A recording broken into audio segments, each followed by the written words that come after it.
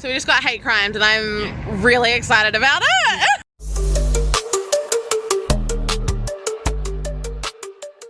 Hey y'all, welcome back. Today, we're watching a TikTok that embodies a trend I've been bothered by for quite a while. And that is the casual misuse of terms like hate crime, oppression, and ableism. These words aren't just noise, they actually mean something. They speak to systemic harm and real danger. But online, they've been watered down into clout currency, tossed around by people trying to build their entire online identity around oppression. But let's watch the full thing before we dig in. So we just got hate crimed and I'm really excited about it. So the way that we travel is that Alice will like hang on to the back of my chair while we move. So we're like a little train. And someone fully like saw us going past and yelled out from his car, "Cripple!" And we were like, yeah! Like, it's never happened like that before. Like, I get called a fat piece of shit all the time. Alice has like all this transphobic rhetoric towards her, but like, it's never been just so blatant, and like, we're both just really chuffed that it's finally happened. It was comical. It was like, oh, the perfect hate crime. Yeah! The perfect hate crime? In what world would the victim of a hate crime say that? Isn't that the kind of thing you'd expect from the perpetrator?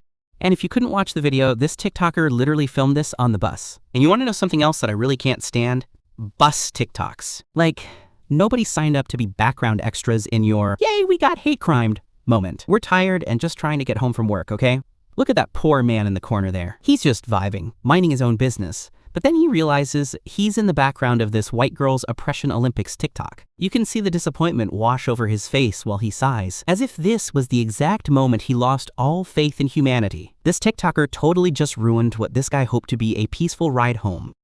Now, I don't know the exact laws where they live, but in the US, the FBI defines a hate crime as, quote, a traditional offense like murder, arson, or vandalism, with an added element or bias against race, religion, disability, etc. And they also make the point that, quote, hate itself is not a crime, and that the FBI is mindful of protecting free speech. So being called a cripple from a car window is discriminatory and not very nice, for sure. But by definition, it isn't a hate crime. And it makes me uncomfortable to see other white people collapse every insult into a hate crime, because it strips the term of its meaning. But I think the most interesting part of this TikTok is which of the two friends is most thrilled about being called a slur. Because it's never happened like that before. Like, I get called a fat piece of shit all the time. Alice has like all this transphobic rhetoric towards her, but like, it's never been just so blatant. Well, it's not Alice. Alice, who's trans and deals with transphobic rhetoric, doesn't necessarily seem uncomfortable by her friend, but she's also not the one excitedly posting this on TikTok.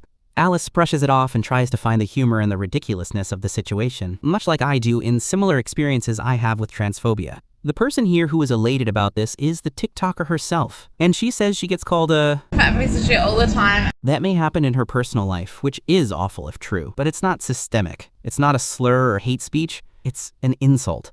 Also, notice how she doesn't say that Alice experiences transphobia. She specifically says, quote, transphobic rhetoric. Alice has like all this transphobic rhetoric towards her. That wording makes the transphobia Alice faces sound less serious. Like her whole experience can be reduced to nothing more than being yelled at by strangers. And the TikToker said this after describing her experiences with being called names, but those names aren't the result of systemic oppression. And even if they were, slurs alone don't capture the full weight of an oppressive system. It's almost like she's subconsciously downplaying Alice's marginalization just to make her own experiences feel more valid, which would explain why she's so giddy about finally being called a slur. It's her first experience with actual oppression, and instead of reflecting on it, she treats it like a badge of honor, like it's evidence that she too is marginalized and oppressed. And that's the core problem with the way social justice language circulates online. The internet collapses complex concepts into slogans and hashtags. These aren't light topics. They require context, nuance, and depth. But on TikTok and Twitter, they're mischaracterized and turned into overgeneralized catchphrases.